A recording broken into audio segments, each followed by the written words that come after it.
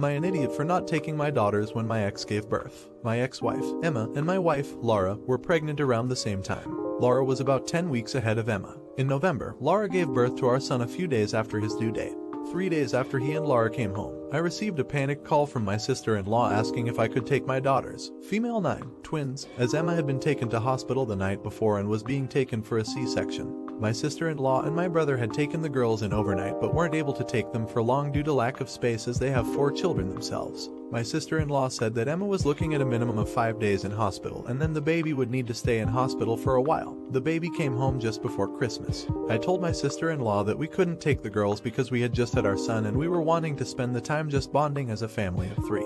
My sister-in-law angrily told me that having my new son didn't cancel out the fact I already had 2 daughters. I apologized and told her that I couldn't take them in right now but I would send her some money to help out while they have the girls. If we hadn't just brought him home, I would have taken the girls in but Laura and I had already decided that we didn't want any guests for the first few weeks and I had told Emma this. While Emma was in the hospital, the girls stayed with sister-in-law and my brother another night before they went to stay with Emma's husband's parents. While the baby was in hospital, because Emma and her husband were spending most of their time at the hospital, they were cared for a lot by Emma's in-laws or my sister-in-law and brother. After a week or so, Laura and I offered to take the girls but they told us they didn't want to stay because we were more focused on our son. It did feel like they were just parroting what they had heard from the adults around them. Though admittedly with the sleepless nights I did forget some things such as the video call with the girls. After the baby came home and everything settled down with them, she sent me a long email in the middle of the night explaining that she was disappointed in my actions and thought that I would see this as a medical emergency and I wouldn't need to be asked to take them in.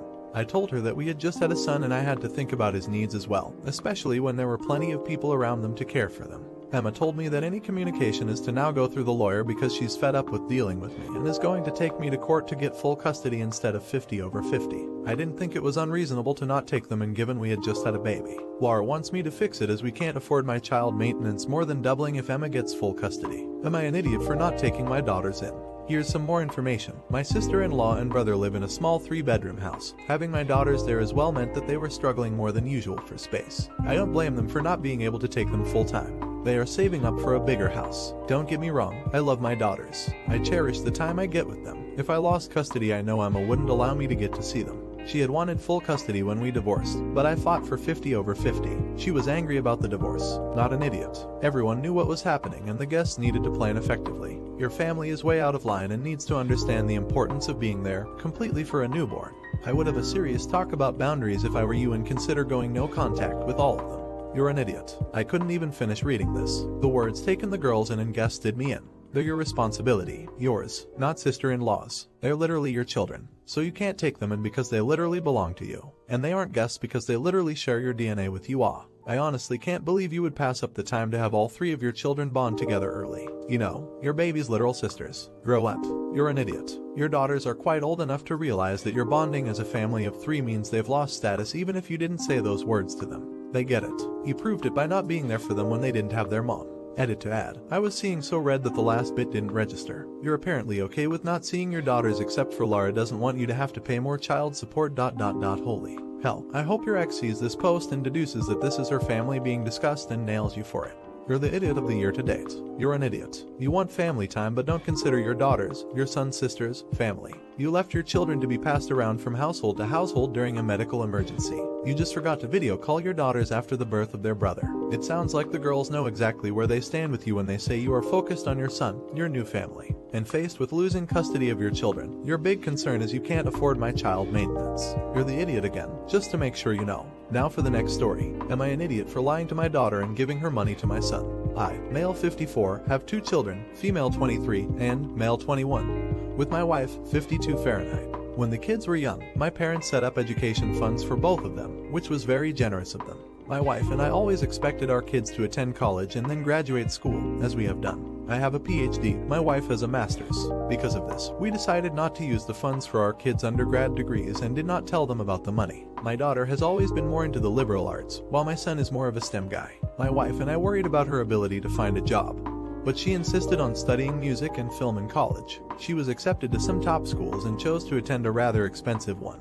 But she had scholarships to cover almost all of her tuition. Everything else, plus living expenses, was her responsibility. She lived in a very small apartment shared with friends at a not-so-nice area far from campus, but she was fine and learned how to budget effectively. After graduating, she luckily found a job that doesn't pay extremely well, but she enjoys it, and scrapped the idea of grad school. My son decided to do engineering, and he also expressed that he had no interest in grad school. My wife and I were disappointed, but accepted it since at this point he is already all set up with a very good job when he completes school. Since he did not receive as many scholarships as his sister, we decided to use his education fund to cover his tuition and living expenses. He was able to get a large and nice apartment of his own close to the school, which is important since his classes are so demanding and he needs a comfortable space to work.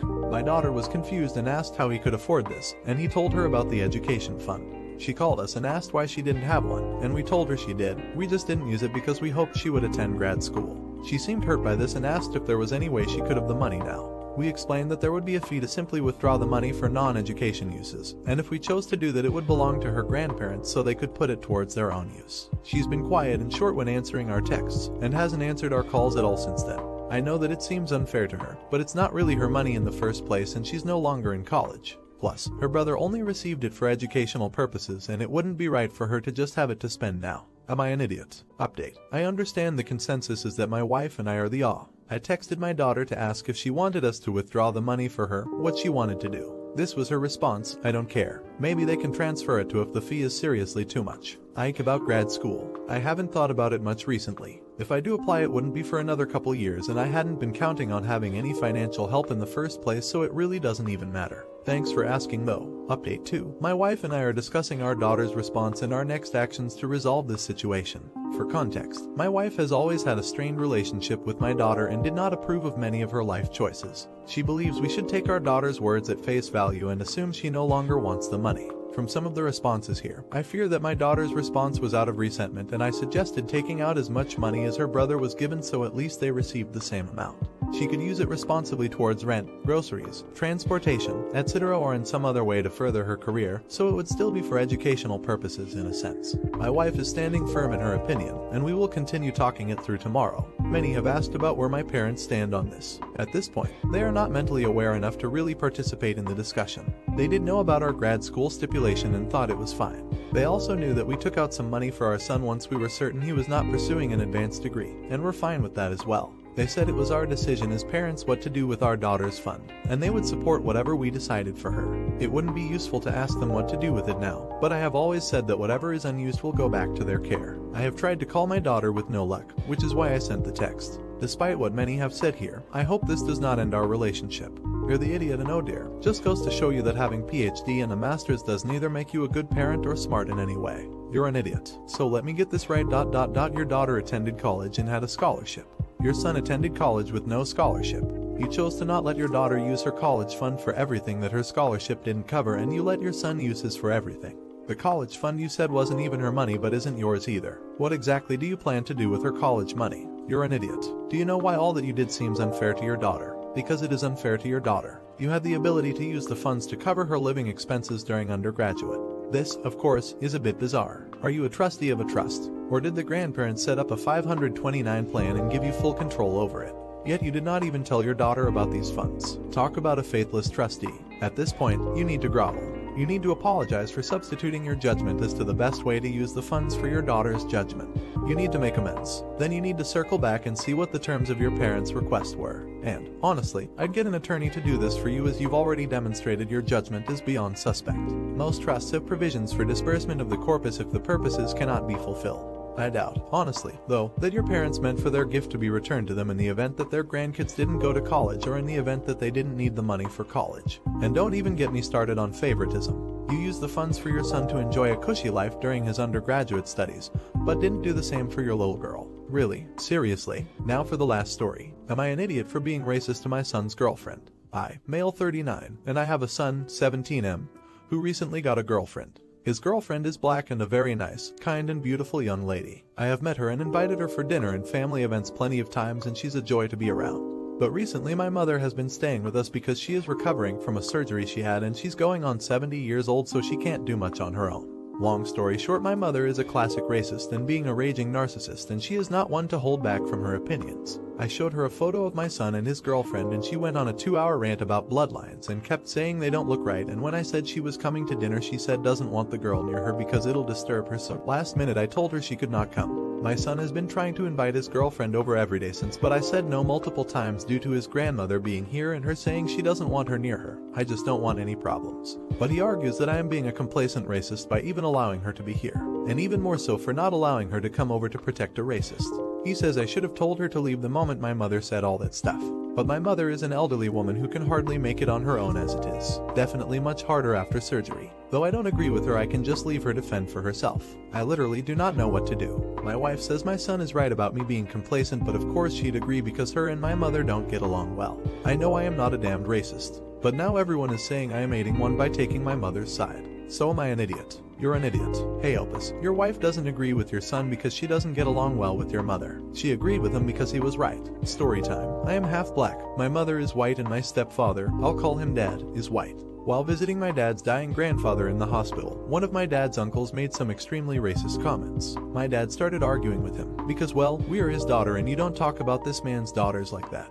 Out of nowhere, Grandpa shoots up, gets out his hospital bed while his monitors are going crazy, walks over and punches my dad's uncle so hard he falls on his ass. Grandpa proceeded to say that he would rather die right then and there than watch someone he loves be so incredibly racist to such loving, kind children. Grandpa kicked that uncle out the room and that man wasn't allowed back in, and Grandpa made everyone promise not to let him go to his funeral. Opus, that's what you said. Your son's girlfriend is nice and kind, yet you are 100% allowing your mother to say whatever she wants and saying your son's girlfriend isn't allowed over because of this. This girl has done nothing and will now remember this for a long, long time. You are punishing your son and his girlfriend because your mother is racist.